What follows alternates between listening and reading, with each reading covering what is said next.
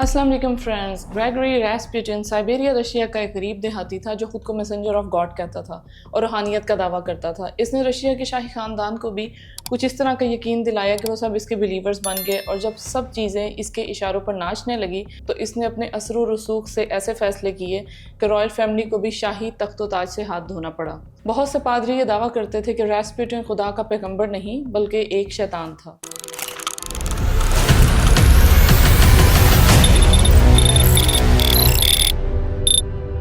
Gregory यूफोमो विच रैस्पुटिन जनवरी 21, 1869 में Siberia के गांव पोक्रोव्स्की में पैदा हुआ। साइबेरिया जो रशिया का सर्द तरीन और बाकी रशिया से बिल्कुल अलग इलाका था। उस वक्त साइबेरिया से रशिया के बाकी इलाकों में जाने के लिए कोई प्रॉपर रोड्स नहीं थे।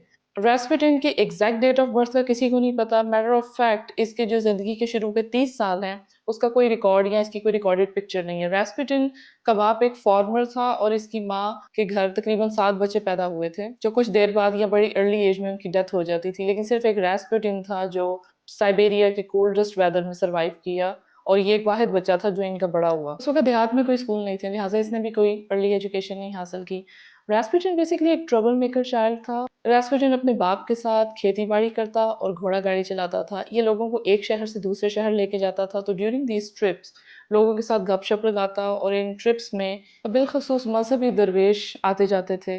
तो इनसे मज़हब के बारे में बातें सुन के रैस्पुटिन ने इनसे बहुत कुछ सीखा। रैस्पुटिन बहुत ज़्यादा शराब पीता था और छोटी छोटी चोरियाँ भी करता था। खेती बाड़ी घोड़ा गाड़ी के अलावा जो इसकी साइड जॉब थी ये चोरियाँ शिकारियाँ भी थी।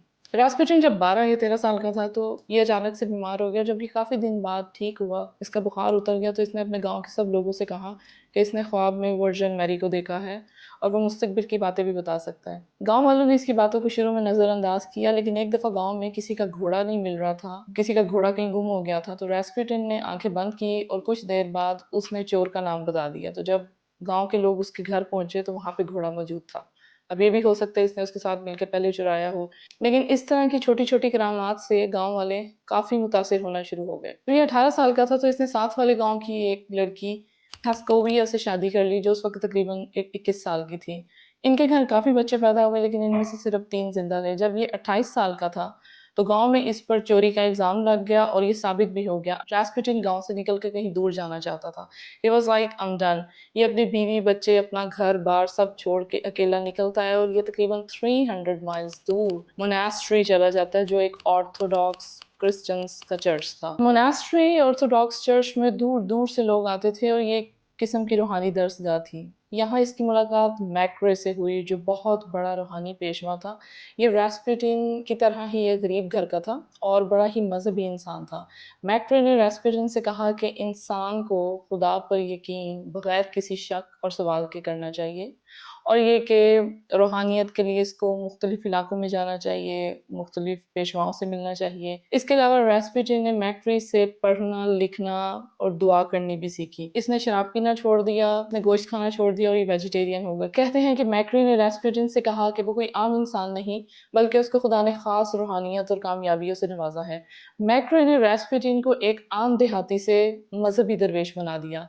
रैस्पुटिन ने अपने पाँव में बड़ी-बड़ी लोहे की ज़ंजीरें पहन ली, अपना हुलिया बिल्कुल मजहबी दरवेशों वाला कर लिया और इसकी पर्सनैलिटी पूरी तरह से बदल गई। रैस्पुटिन कुछ महीने मोनास्ट्री में रहने के बाद वहाँ से निकल गया, क्योंकि यहाँ पे बहुत पाबंदियाँ थीं, इनके कुछ स्ट्रिक्ट रूल्स थे, और रैस्पुटिन जो है ये किसी असूल पे चलने वाला बंदा नहीं था, ये एक आज़ाद और अपनी मर्जी का मालिक। यहाँ से निकलने के बाद अगले 6 से 8 साल रैस्पुटिन ग्रीस, यरूशलेम, यूक्रेन और जो बाकी होली साइट्स है वहाँ पर गया, और इसने तकरीबन 4000 माइल से ज़्यादा का सफ़र किया। ये बहुत थोड़ा सा खाना खाता और खुले आसमान के नीचे इसको जहाँ जगह मिलती है रात गुजार लेता। क्योंकि ये मुख्तलिफ पादरियों और मजहबी पेशवाओं से मिलता था, तो ये बड़ी रवानी से मजहब और रूहानियत पर बात कर सकता था, और बिलखसूस ये बाइबल से बड़े अच्छे रेफरेंस दे लेता था। अब ये एक गरीब देहाती नहीं बल्कि ये बाकायदा मुबल्लिग बन गया था। लेकिन इस दौरान रैस्पुटिन एक ऐसे मजहबी फ़िरके से मिलता है जिसका नाम था किल्स्टीज, एंड दे आर डिफरेंट। ये एक ऐसा मजहबी फ़िरका था जो ऑर्थोडॉक्स اور کسی بائبل کو نہیں مانتے تھے، نہ یہ کسی چرچ میں جاتے تھے اور نہ ان کا کوئی پراپر پریسٹ تھا۔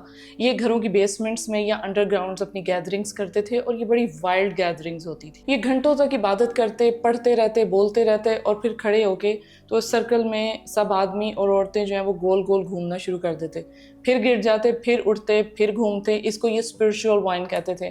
اور جب تک ان کا دماغ پوری طرح سے الٹ نہیں جاتا تھا، یہ ہوش و حواس نہیں کھو دیتے تھے، اس کے بعد یہ کیا کرتے تھے کہ آدمی اور عورتوں کے درمیان وائلڈ پارٹی شروع ہو جاتی تھی۔ اور ان کا کہنا تھا کہ یہ وہ وقت ہے جب روحانیت یا خدا کی موجودگی کا احساس ہوتا ہے، یہ گناہوں کے ذریعے نجات، یعنی گناہ میں اتنا ڈوب جاؤ یا اتنے گناہ کرو کہ گناہ خود توبہ کر لے۔ ان کے کچھ اس قسم کے واحیات سے بلیفز تھے۔ راسپوٹن کو یہ ریلیجیس بلیورز یا یہ فرقہ بہت پسند آیا، وہ بھی انہی کی طرح کا تھا۔ یہ کئی مہینوں تک ان کی گیدرنگز میں آتا جاتا رہا، یہ اس کی پرسنالٹی سے بالکل سوٹ کرتا تھا۔ کچھ سالوں بعد جب یہ واپس اپنے گاؤں آیا تو یہ بہت بدل چکا تھا، بڑی واضح تبدیلی اس کی پرسنالٹی میں نظر آ رہی تھی۔ اور راسپوٹن اپنے گھر کی بیسمنٹ میں اس نے ایک چرچ بنایا جہاں لوگوں کو یہ مذہب کے نام پہ اکٹھا کرتا اور اس قسم کی وائلڈ پارٹیز یا اورجیز، یہ سارے معاملات اس کے شروع ہو جاتے تھے۔ وہاں پہ عورتوں اور آدمیوں کے فزیکل ریلیشنز ہوتے تھے اور مسٹر راسپوٹن ان سب کو گناہوں کے ذریعے نجات دلاتا تھا۔ 1903 میں راسپوٹن سینٹ پیٹرز برگ کے لیے نکل پڑا، دی رومانوفز رائلز۔ میں نے رومانوفز رائل پہ ایک ایپیسوڈ کیا ہے، آپ اس کو بھی دیکھ سکتے ہیں۔ ایکچولی راسپوٹن نے اتنے سالوں میں کافی مذہبی لوگوں سے اپنے کانٹیکٹس بنا لیے تھے، انہی کانٹیکٹس کو یوز کرتا ہوا فائنلی راسپوٹن سینٹ پیٹرز برگ پہنچ گیا۔ اس وقت سینٹ پیٹرز برگ کا ہائیسٹ پریسٹ تھا جس کا نام تھا الیادور۔ راسپوٹن جا کر الیادور سے ملتا ہے۔ جب الیادور نے راسپوٹن کو دیکھا تو وہ اس کو دیکھ کے بڑا گھبرا گیا۔ راسپوٹن کا بڑا عجیب سا حلیہ تھا، اس کے گندے سے بال تھے، اس سے عجیب سی بدبو آ رہی تھی اور وہ بڑا حیران ہو کے اس کو کہتے کہ تم یہاں کیسے اور کیوں آ گئے ہو؟ تو راسپوٹن نے اس کو اپنی ہیلنگ ایبیلٹیز اور جو اس کے باقی ساری ٹریولنگ تھا، اسپرچول ٹریول اور وہ سارے معاملات بتایا۔ الیادور نے کہا کہ خدا نے شاید واقعی تمہیں کسی صلاحیت سے نوازا ہے۔ اس کے بعد راسپوٹن دو رائل لیڈیز تھی، دا کرو سسٹرز۔ ان دونوں بہنوں کی نوز شیپ کی وجہ سے ان کو کرو سسٹرز کہتے تھے۔ یہ دونوں شاہی خاندان سے نہیں تھی بلکہ کسی طرح سے اپنے کانٹیکٹس یوز کر کے انہوں نے رومانوفز میں شادی کی تھی اور رائل فیملی کا حصہ بن گئی تھی۔ راسپوٹن نے ان کو کہانیاں سنا کر اپنا گرویدہ بنا لیا۔ ان دونوں بہنوں نے ایک پارٹی میں راسپوٹن کی ملاقات زرینا الیگزینڈرا سے کروائی جہاں راسپوٹن نے اپنی شفا اور دعا کی باتیں الیگزینڈرا کو سنائی۔ انہی دنوں الیگزینڈرا کے بیٹے پرنس الیکسی کو چوٹ لگ گئی، اس کو ہیموفیلیا تھا جس کا مطلب تھا ذرا سی خراش لگنے سے اس کا خون نکلنا شروع ہو جاتا تھا۔ دی کرو سسٹرز نے راسپوٹن کو پہلے ہی بتا دیا تھا کہ الیکسی کو ہیموفیلیا ہے اور ساتھ یہ بھی بتا دیا کہ یہ کون سی میڈیسن یوز کرتا ہے۔ جب راسپوٹن کو چوٹ کا پتہ چلا تو یہ بڑا اصرار کر کے شاہی محل آیا اور اس نے کہا کہ مجھے الیکسی سے ملنے دیا جائے، اگر میں اس سے نہ ملا تو آنے والے کچھ دنوں میں اس کی ڈیتھ ہو جائے گی۔ راسپوٹن کو الیکسی کے پاس لے کر آئے تو اس نے ڈاکٹرز کو کہا کہ وہ کمرے سے باہر چلے جائیں اور راسپوٹن نے دعا کی اور وہ کچھ گھنٹوں کے بعد الیکسی جو ہے وہ بالکل ٹھیک ہو گیا۔ راسپوٹن نے الیگزینڈرا اور نیکولس سے کہا کہ الیکسی کو ہیموفیلیا ہے اور یہ کون سی میڈیسن یوز کرتا ہے اس کا نام بھی بتا دی۔ زار نیکولس اور زین الیگزینڈرا بہت متاثر ہوئے، ایک تو یہ کہ الیکسی ٹھیک ہو گیا اور دوسرا الیکسی کی بیماری جو کہ ایک راز تھی، راسپوٹن کو اس کا بھی پتا تھا۔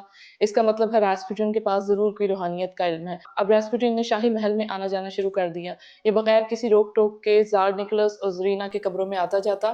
نیکولس کو راسپوٹن نے ڈرگز دینی شروع کر دی جس سے اس کو نیند اچھی آتی تھی اور وہ ریلیکس رہتا تھا، اور الیگزینڈرا کو جو ہر وقت سر میں درد رہتی تھی، راسپوٹن نے الیگزینڈرا کو بھی کوئی ڈرگ اور کوئی نشاور دوائیاں دینی شروع کر دی۔ یہ دونوں راسپوٹن پہ پوری طرح سے ڈیپینڈ ہونے لگے۔ راسپوٹن رات کو جو ینگ ڈچز تھی ان کے کمروں میں جاتا اور ان کو بیڈ ٹائم سٹوری سناتا تھا۔ ایک دفعہ نینی نے کہا کہ راسپوٹن کو میں نے ینگ پرنسس اولگا کے ساتھ ریپ کرتے دیکھا ہے۔ میں نے کئی بار راسپوٹن کے ان کے کمروں سے باہر نکلتے دیکھا ہے لیکن اولگا نے انکار کر دیا اور الیگزینڈرا نے نینی کو محل سے نکال دیا۔ سینٹ پیٹرز برگ کے نیوز پیپر میں یہ خبر آ گئی کہ راسپوٹن راتوں کو ینگ پرنسس کے کمروں میں جاتا ہے اور ایک نیا اسکینڈل بن گیا۔ راسپوٹن سینٹ پیٹرز برگ کے ایک اپارٹمنٹ میں رہتا تھا جہاں شاہی خاندان کی عورتوں کا ایک ہجوم لگا رہتا تھا۔ یہ پوٹلک پارٹیز کرتی تھی، کھانے کا سامان لے کے اس کے اپارٹمنٹ میں آ جاتی اور سارا سامان ٹیبل پہ رکھ کے یہ سب ارد گرد بیٹھ جاتی تھی۔ پھر اچانک سے راسپوٹن جو ہے وہ منہ میں کچھ بڑبڑانا شروع کرتا اور فوراً پیپر لے کے اس پہ لکھتا تھا اور یہ ساری باتیں چھوڑ کے اس کی طرف توجہ دیتی تھی۔ یہ چیزیں ان عورتوں کے لیے بڑی اٹریکٹیو تھی۔ جب یہ کھانا کھا لیتا تو اس کا بچا کچا کھانا کھانے کے لیے یہ آپس میں الجھ پڑتی تھی۔ راسپوٹن خود کو پروفٹ آف گاڈ کہتا تھا اور ان سب عورتوں سے اس کے فزیکل ریلیشنز تھے. ریممبر یہ ایک فرقے کا ممبر تھا کلیسٹیز. یہ سارے معاملات یہ سینٹ پیٹرزبرگ میں آ کے عورتوں کے ساتھ کرتا تھا. ریسپوٹین کو شاہی عورتوں سے اسکینڈلز ہر ایک کی زبان پہ تھا. الیادور نے ریسپوٹین کو شاہی خاندان سے متعارف کروایا اور اس نے کہا کہ ریسپوٹین اینٹی کرائسٹ ہے اور یہ کسی خدا کو نہیں مانتا بلکہ یہ ایک شیطان ہے. سائبیریا میں اس کی کلیسٹیز کے ساتھ اس کے تعلقات اور ان سارے معاملات کی انویسٹیگیشن شروع ہو گئی، لیکن ریسپوٹین بے گناہ ثابت ہوا کیونکہ اس کے پاس ان کی کوئی باقاعدہ ممبرشپ نہیں تھی.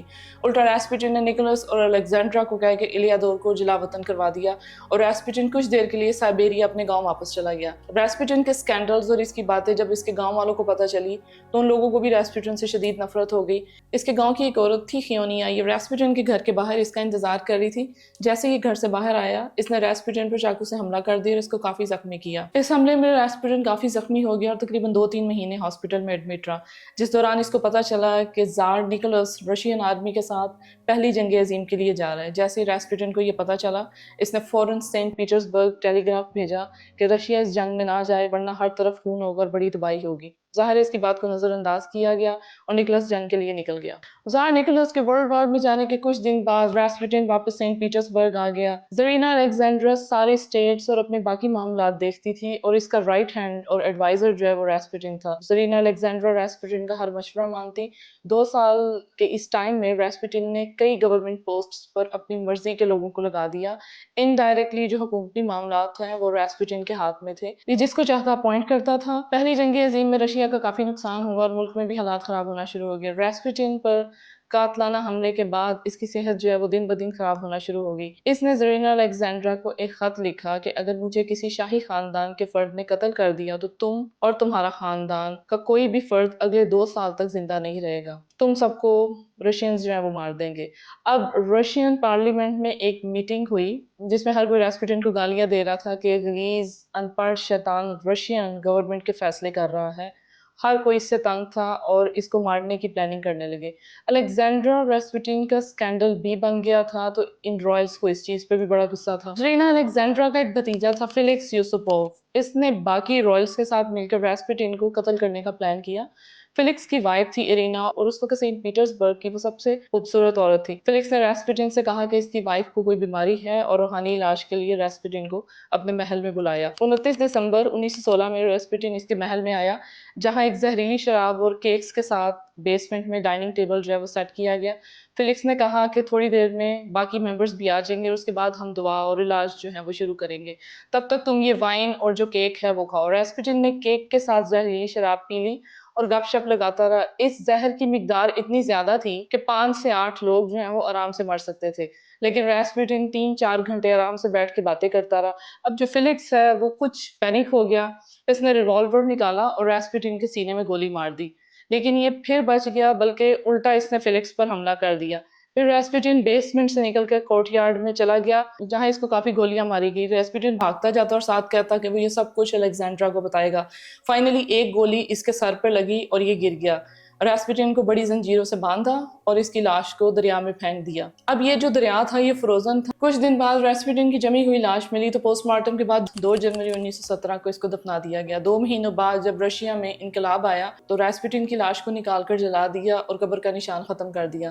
لیکن ریسپوٹین کی کہی ہر بات سچ ثابت ہوئی. رشیا پہلی جنگ عظیم میں بری طرح ہار گیا. ریسپوٹین نے اپنی لائف میں جتنی بھی پریڈکشنز کی رائل فیملیز کو لے کے، اپنے مرڈر کو لے کر، اس کے علاوہ بھی وہ تقریباً کافی حد تک ساری سچ ثابت ہوئی.